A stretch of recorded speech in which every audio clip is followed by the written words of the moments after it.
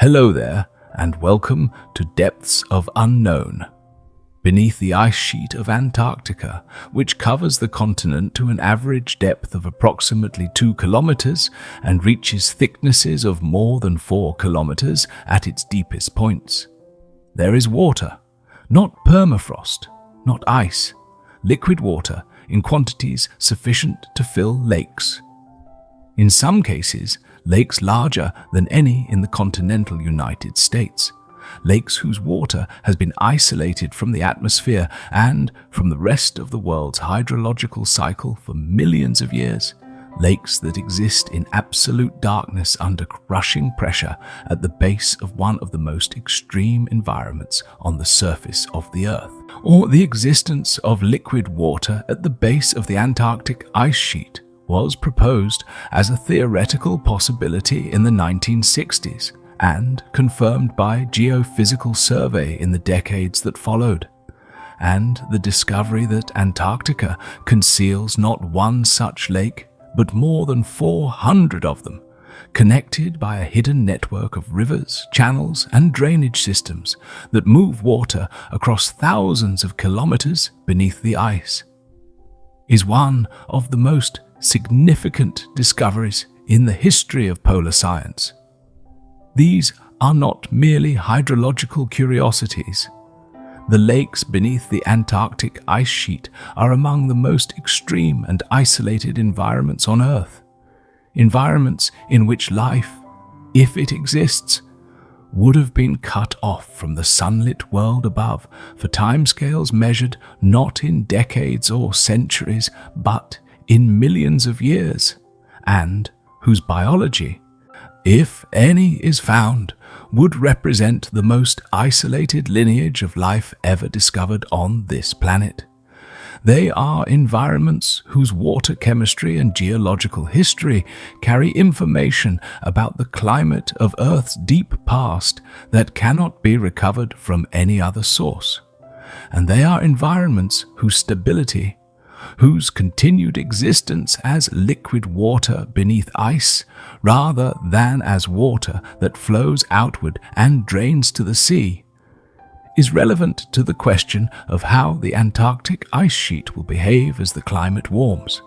and what that behavior means for the sea level of the entire planet. The physics of why liquid water exists at the base of the Antarctic ice sheet. When the temperature at the surface of the ice is far below the freezing point of water, is a consequence of two separate physical principles acting in combination. The first is geothermal heat, the continuous flow of heat from the interior of the Earth through the crust and into the base of the ice sheet, which, while small in absolute terms, typically 50 to 60 milliwatts per square meter in geologically stable regions, is sufficient over geological timescales to raise the temperature at the very base of the thick ice to the pressure melting point. The second principle is the pressure melting point itself. The fact that water's freezing point decreases as pressure increases, so that under the weight of several kilometers of overlying ice, water can remain liquid at temperatures significantly below 0 degrees Celsius. At the base of the East Antarctic ice sheet, where the ice is thickest and the pressure greatest, the pressure melting point is approximately minus 1.8 degrees Celsius, and the combination of this depressed freezing point and the geothermal heat flux from below is sufficient to maintain a thin layer of meltwater at the ice-rock interface across large areas of the ice sheet's base. Where the geometry of the bedrock beneath the ice creates depressions, basins, valleys, and flat-bottomed plains carved by rivers and glaciers over millions of years before the ice sheet covered them. This meltwater accumulates and forms subglacial lakes. The ice above these lakes floats on the water surface, just as sea ice floats on the ocean, and the pressure exerted by the overlying ice column on the lake water is equivalent to the pressure at tens to hundreds of meters of depth in the open ocean, or depending on the thickness of the ice above. The result is a system of lakes sealed at the top by a floating ice ceiling, bounded on the sides and bottom by bedrock, and maintained in liquid form by the convergence of two physical facts: pressure and heat, neither of which requires any heat source other than the Earth itself. Lake Vostok, the largest of the Antarctic subglacial lakes, located approximately 4 kilometers beneath the surface of the East Antarctic ice sheet near the Russian research station of the same name, was the first subglacial lake to be confirmed through direct measurement and has remained the most studied. Its existence was suspected from ice-penetrating radar surveys in the 1970s, and the flat, smooth radar return from its surface. Contrasting sharply with the rough, the irregular return from ice overlying solid bedrock established its presence as a liquid water body. Subsequent measurements confirmed its dimensions, approximately 250 kilometers long and 50 kilometers wide, with a maximum depth of approximately 900 meters, making it one of the largest lakes in the world by volume. The water of Lake Vostok has been isolated from the atmosphere for somewhere between 15 and 25 million years. Isolated since the ice sheet grew thick enough to cover the basin in which the lake sits, and to cut it off from any exchange with the surface hydrological cycle. During those 15 to 25 million years, the surface of the Earth above the lake has changed beyond recognition. Ice ages have come and gone, ocean basins have opened and closed, the entire mountain ranges have risen, and the biological evolution of the surface world has continued without interruption. While the water of Lake Vostok has sat in its dark, pressurized, isolated basin, accumulating whatever chemistry its geological setting has provided, experiencing whatever biological activity its isolation has permitted or prevented, waiting in the dark for the moment when an ice core drilled from the surface above would finally reach close enough to its waters to tell the surface world what had been down there. The scientific effort to access Lake Vostok without contaminating its waters is one of the longest and most technically challenging endeavors in the history of polar science. Russian scientists at Vostok Station began drilling an ice core through the ice sheet above the lake in the 1970s, initially as part of the program of deep ice core drilling that aims to recover the ancient atmospheric record preserved in the ice. The drill reached a depth of approximately 3,400 meters before the decision was made to halt the drilling above the lake water rather than penetrate into it, in recognition of the scientific value of the lake's pristine isolation and the impossibility of ensuring that the drill fluids, dense organic solvents used to prevent the borehole from closing under the pressure of the surrounding ice, would not contaminate the lake's waters if the drill broke through. The drilling was paused for decades as the scientific community debated the protocols that would allow lake access without contamination. In February 2012, after 32 years of intermittent drilling, the Russian drill finally reached the lake water at a depth of 3,769 meters below the surface,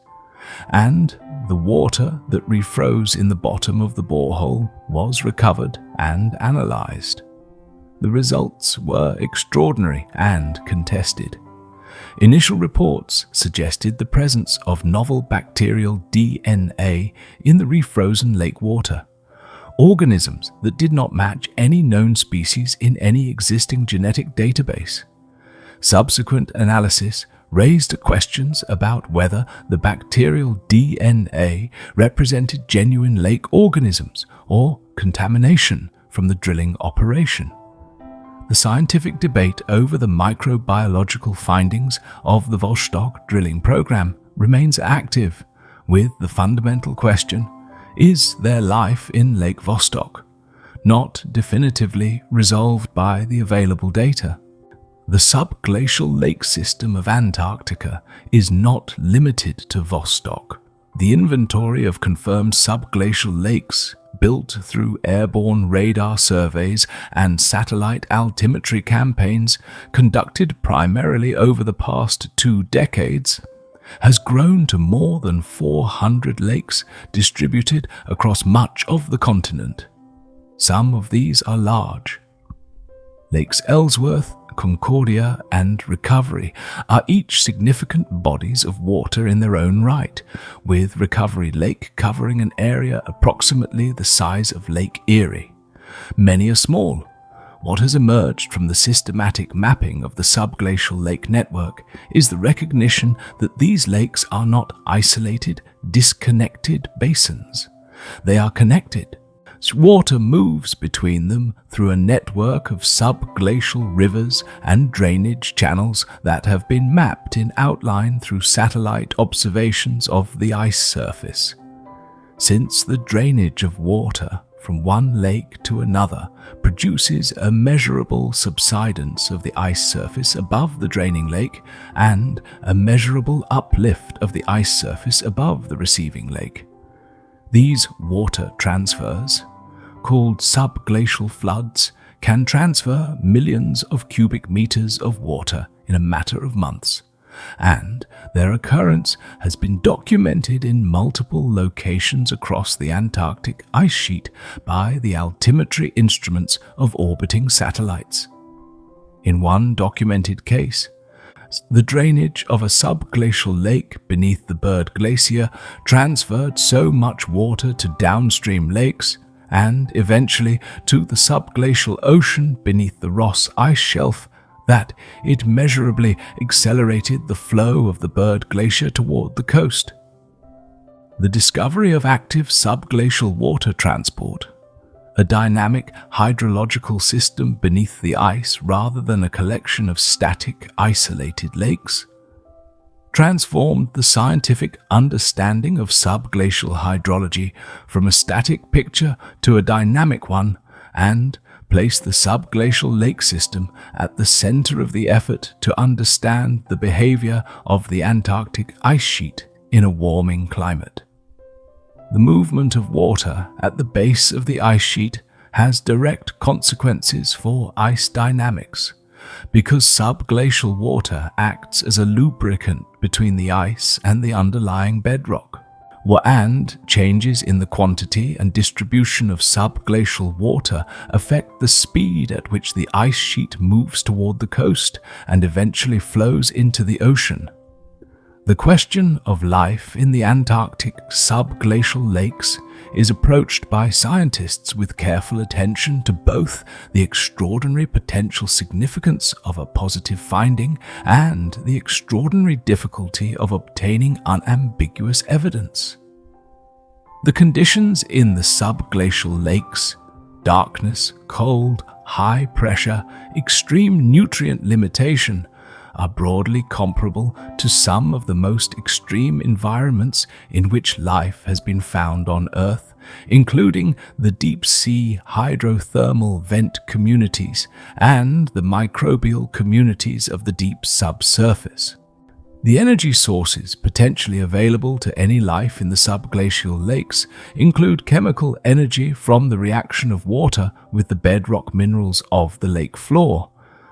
a chemolithotropic metabolism analogous to that of the bacteria found in deep subsurface environments on other continents, and possibly the chemical energy available from the oxidation of molecular hydrogen produced by the serpentinization reaction, in which certain minerals react with water to produce hydrogen gas. Lake Willans, a relatively shallow subglacial lake beneath the West Antarctic ice sheet that was accessed by a clean drilling American team in 2013, produced unambiguous positive results for microbial life in its waters. Bacteria confirmed by multiple independent analytical methods as genuine subglacial organisms rather than contamination are representing the first definitively confirmed instance of life in an Antarctic subglacial lake.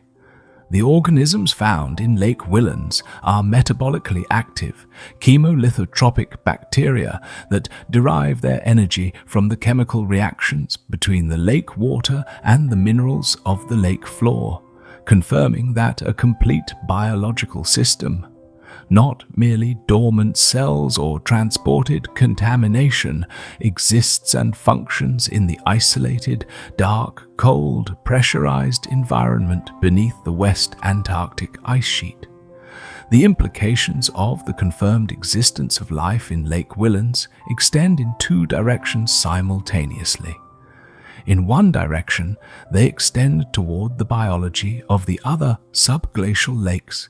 particularly toward the larger and more deeply isolated lakes like Vostok and Concordia, whose waters have been cut off from the surface world for geological timescales rather than the thousands of years of Willans isolation, and whose biological communities, if they exist, may represent the most genetically isolated populations of any organism on Earth. The question of whether organisms in a lake isolated for 15 to 25 million years, as Vostok has been,